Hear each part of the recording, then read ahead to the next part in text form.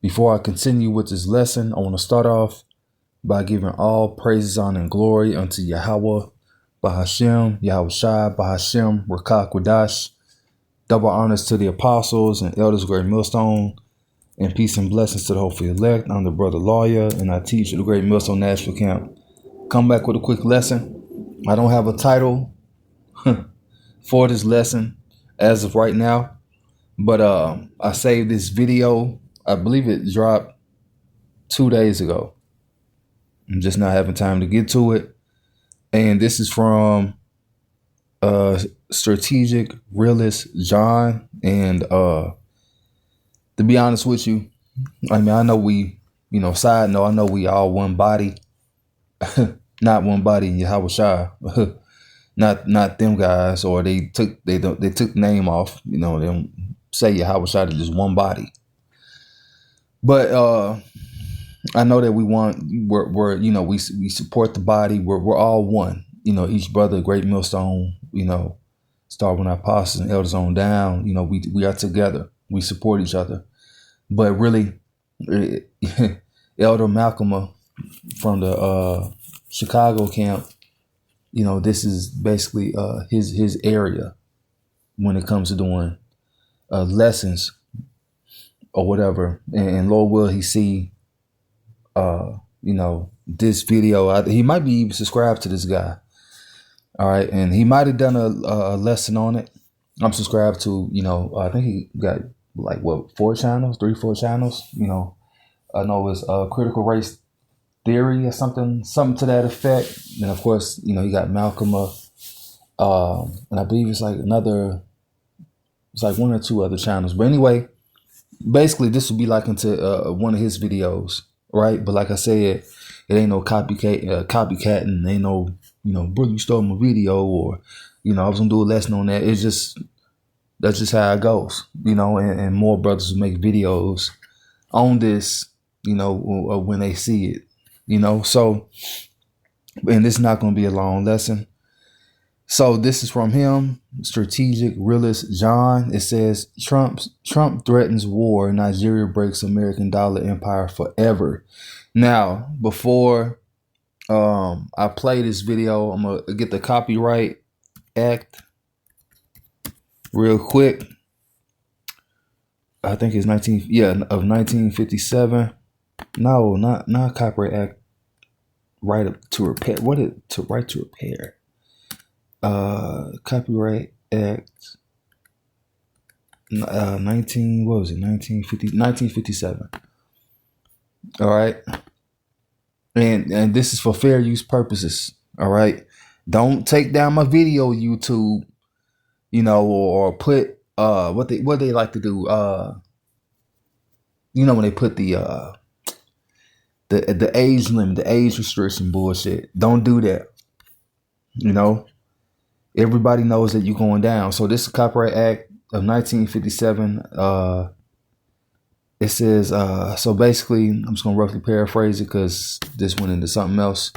But basically, I'm not getting any money from this. This is for education. This is being used for education purposes. All right. So let's get into this video and pay close attention. All right. And the matter, here it goes. Copyright Act, real quick. It says, like fair use of offering strong, civil, criminal, and administrative. What? Anyway, I'm not gonna read that. Anyway, we're gonna play this video. What happened in Lagos yesterday will destroy the American empire faster than any nuclear weapon ever could. I've studied great power transitions for 50 years, witnessed the collapse of the Soviet Union, analyzed every major shift in global dominance since the Congress of Vienna. But what I observed from my office at the University of Chicago yesterday morning stopped me mid-sentence during a lecture on hegemonic stability theory. And it said, he said hegemonic, right? So America, Babylon the Great, is losing its hegemony. So let's get hegemony right here. It says, real quick. This is simple. This is a simple Google definition.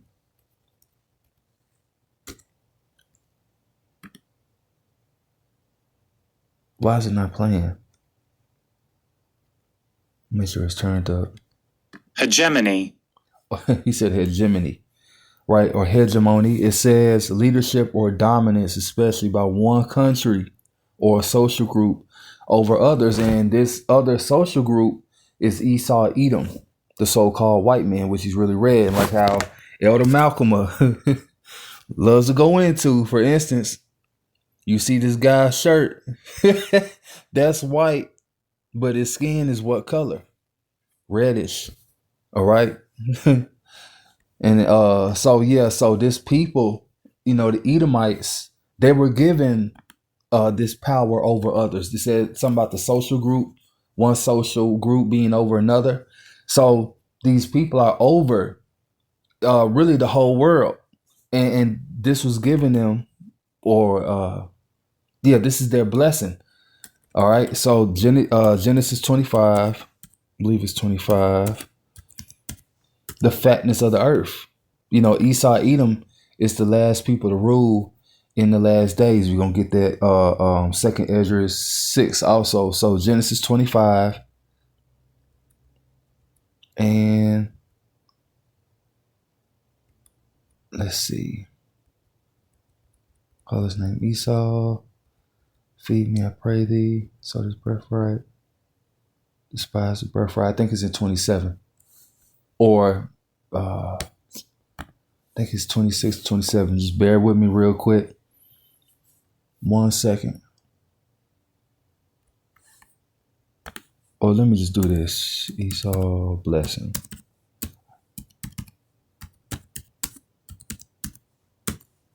Yeah, 27. Okay, yeah, so 27. So just went on to 27. So Genesis 27. And was it 28 or 38? 28, 38. I think it's in 38. Yep. So Genesis 27, 30, 38. Right. So this is after Jacob had received the blessing. All right. And it was set up that Jacob was going to receive the blessing and not Esau Edom. All right. And he was rejected, like how it says in Hebrews. So Genesis 27:30, and Esau said unto his father, hast thou but one blessing, my father? Bless me even also, O my father. And Esau lifted up his voice and wept. He was crying, right? 39, and Isaac his father answered and said unto him, behold, thy dwelling shall be the fatness of the earth and of the dew of heaven from above. So the fatness, the best places to live on earth, he was given that. But what? Verse 40, and by thy sword shalt thou live.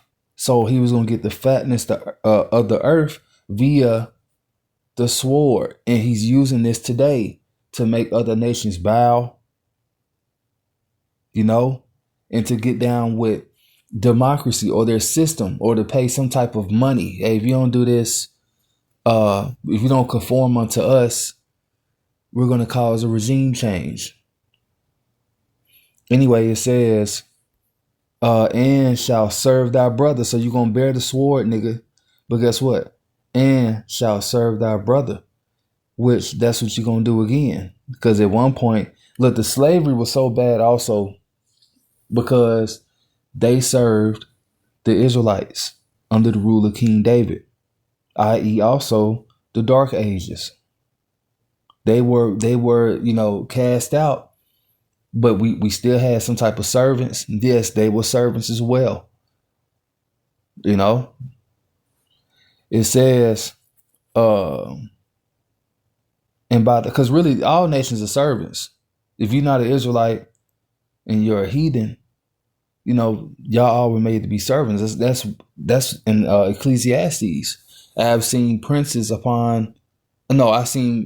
walking as servants upon earth. And I seen servants upon horses, which is, that's Esau Edom. The horse, represents power also. So they were in the power seat. They had us in captivity, and they were in the power seat. And it says, And it shall come to pass when thou shalt have the dominion, thou shalt break his yoke from off thy neck, and they've done that. What they call it, starts with R, the Renaissance, rebirth. They came back. The deadly wound was healed, in which I'm gonna get that too. But like I said, I'm trying to make this short. This will be an hour, but that's sometimes how the spirit go. I'm not trying to stop the spirit, but it's best to do short videos because Jake has a short attention span. Brothers in the truth and out the truth. Jake overall has a short attention span. I don't, but Jake has a short attention span. The lessons should be straight to the point. Salaki, if I talked a little too much at the beginning. All right. But anyway, so we got hegemony. We got that Genesis. Yeah. And let me get this Joel real quick. Because the weak, right, which is the other nations, they're saying that they're strong now. They are joining them to the BRICS nations, which they use gold and silver. So Joel 3:10, beat your plowshares into swords and your pruning hooks into spears. Let the weak say, I am strong. And so these gardening tools, your plowshares, goes into working with crops, harvesting crops. It says make them into swords. Up your military, because you're getting ready to go to war. You're getting ready to grow to a stronger military, but they're weak. They're not the same as how they used to be via World War II, World War I, hell, the 90s, early 2000s. Look at their president. Look at their people. That country's not the same. We can take them. That's the mindset. And we got the weapons. We got better weapons than they have. We got ICBMs now in the Continental. Yeah. We got the so-called, not atomic, thermonuclear. Yeah. So that's what's happening. And them breaking away. It's like, what y'all gonna do? Y'all finished. All right, I'm gonna play a little bit more of this video. Phone buzzed with a breaking news alert that made every theoretical framework I've spent decades building suddenly, terrifyingly real. Trump just threatened military action against Nigeria, not for harboring terrorists, not for invading neighbors, but for accepting payment for oil in currencies other than the dollar. Let me be clear about what this means. For the first time in modern history, the United States has explicitly threatened war to maintain monetary dominance. We've crossed a line that even the most aggressive empires in history hesitated to cross. And Nigeria, this supposed client state that we've taken for granted for decades, looked us straight in the eye and said no. But here's what nobody in Washington understands yet. And this is where my analysis of great power behavior becomes absolutely crucial. Nigeria's defiance isn't just about currency arrangements. It's proof that the unipolar moment has ended, and American policymakers are the last people on earth to realize it. He said unipolar. Let's get that. I want to get that.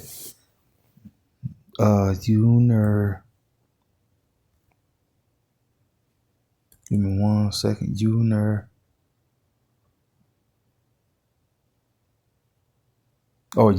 it unipolar? Let's see what that word means. Unipolar. Damn, I forgot how he said it. Neuron? Is that what he said, neuron? No. Damn, not neuron. He just said it. Unipolar, clarity. Let's see, something like that. Damn.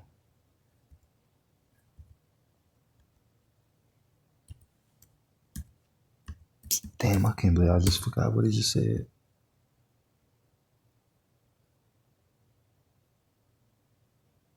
No, that's not. We'll keep playing the video. Damn, I'm mad about that. Well, matter of fact, let me try to go back. Well, no, it's gonna mess up if I do that. Let's see. Salakia, bear me one. I gotta get that word. I've seen this video before, but now I'm just really taking heed to it. Salakia.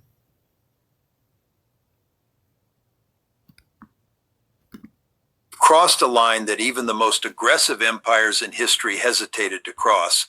And Nigeria, this supposed client state that we've taken for granted for decades, looked us straight in the eye and said no. But here's what nobody in Washington understands yet. And this is where my analysis of great power behavior becomes absolutely crucial. Nigeria's defiance isn't just about currency arrangements. It's proof that the unipolar moment has ended. Unipolar moment. Okay, damn. I was all wrong. Unipolar moment. Damn. Man, I'm jacked that up. I'm talking about somebody clarity. Anyway, it says unipolar moment describes a post-Cold War era, roughly 1990s to 2010s, when the United States stood as the world's sole superpower. Right? It's not so anymore. You know, the weak has said, I'm strong now. And also, too, it said that America was the sole superpower, only superpower, really. You know, so let's get that, because hammer of the earth. Because Babylon had been a hammer over the whole earth. This didn't happen with ancient Babylon. America has thousands, well, 1,000 something, you know, military bases around the world to keep control, dominance, you know, overthrow countries, all that. They're the hammer, you know. What do you do with a hammer? It's a tool for I mean, I don't want to say cruelty, you know, but with a hammer you can knock some shit in. I work on cars, you know. Of course, brothers, you know, we all use tools and shit before, you know. Not just say I'm something different, but you know, I'm always working with my hammer, and I use it for wheel bearings, you know, everything else, and I'm using it to knock something out.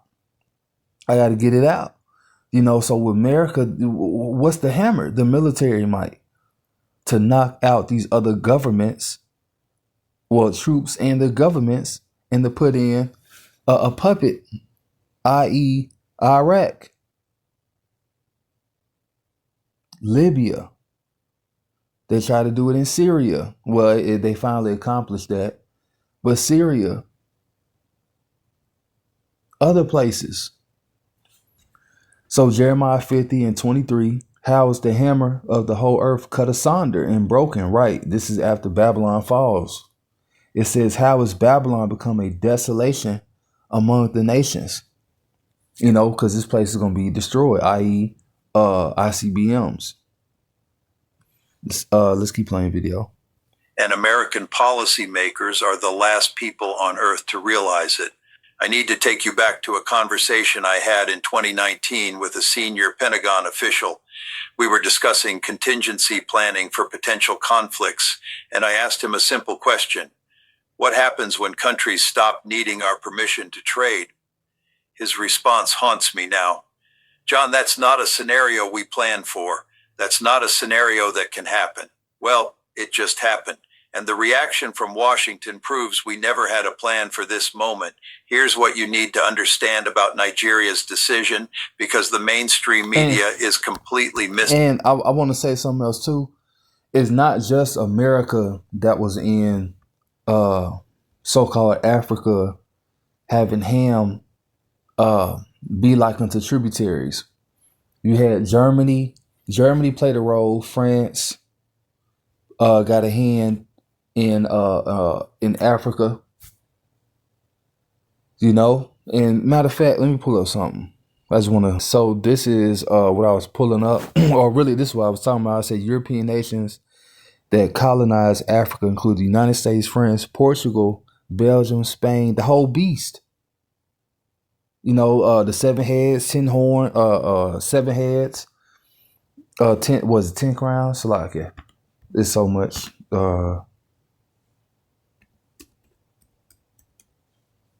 Yeah, 7 heads and 10 horns, that it speaks about in the book of Revelation.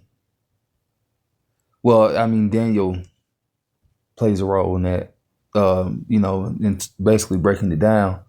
But the United States, France, Portugal, Germany, Belgium, these were the Edomites.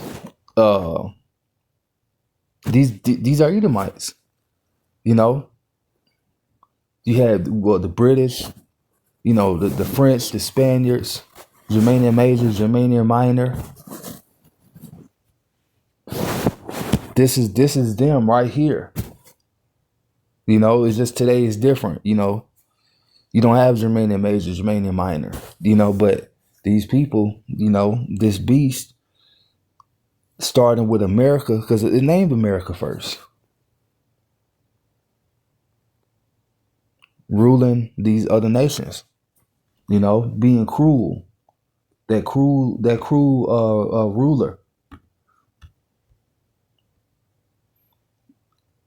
The Romans, these are the Romans, the Greeks, that's part of the heads, or the, like, damn, of the beast, the 7 heads.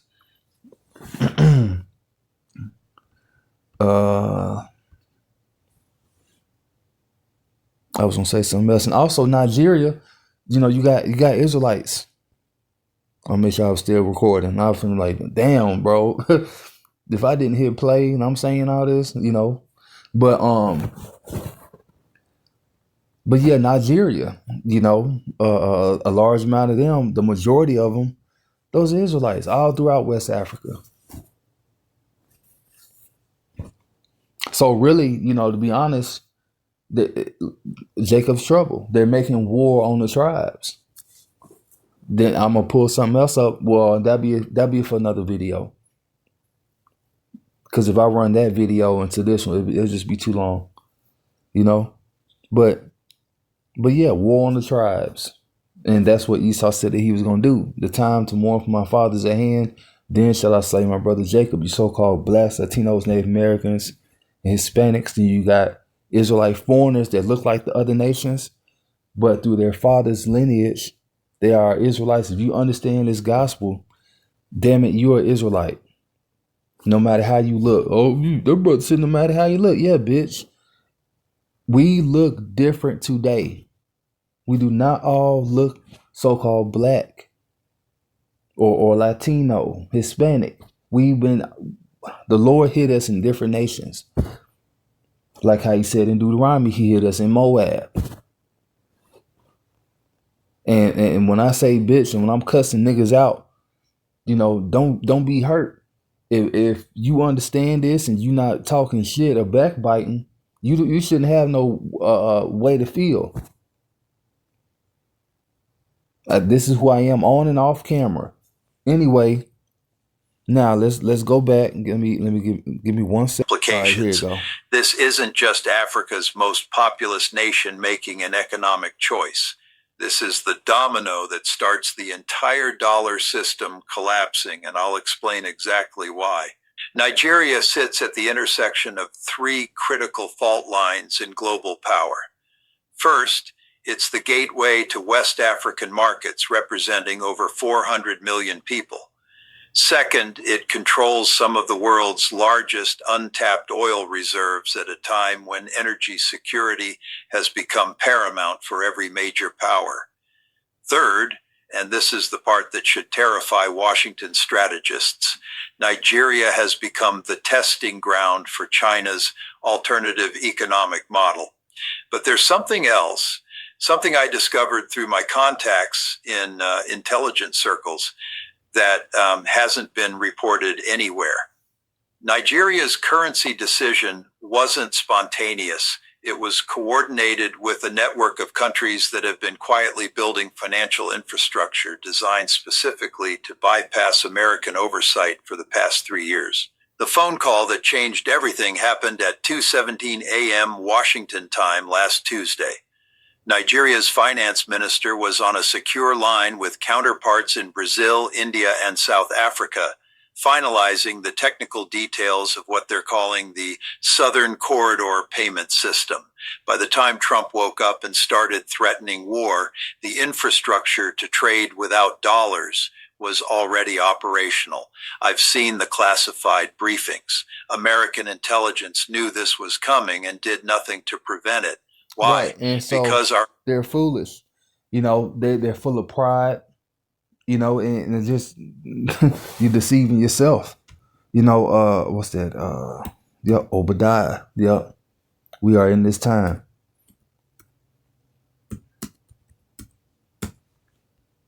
Obadiah 1. It says the vision of Slacky. All right. The vision of Obadiah, thus said the Lord power concerning Edom. We have heard a rumor from the Lord and an ambassador sent among the heathen. Arise ye and let us rise up against her in battle. The mindset of the heathen, let's rise up against her in battle. And it's a financial war as of right now. And Salakia, give me 2 seconds. Well, 10 seconds.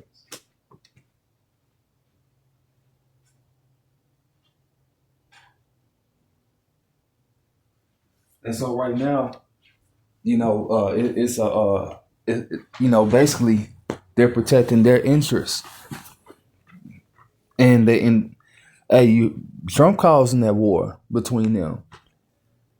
It says, because really, the scriptures say that, the beast shall hate the whore. So the beast, these other nations, her allies, they're going to end up hating her and burn her flesh with fire.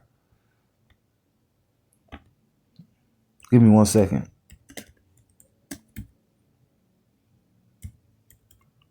One second. Yeah, Revelation 17:16. All right.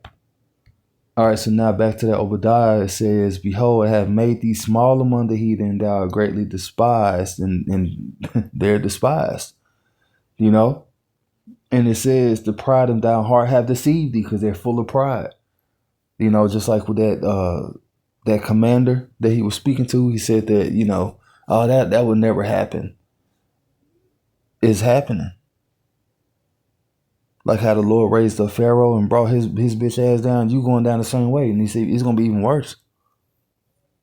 It's going to be worse. It says, the pride of thy heart hath deceived thee, thou that dwellest in the clefts of the rocks, whose habitation is high, that saith in his heart, who shall bring me down to the ground? That who gonna bring me down? You're being brought down, and it's via your own people.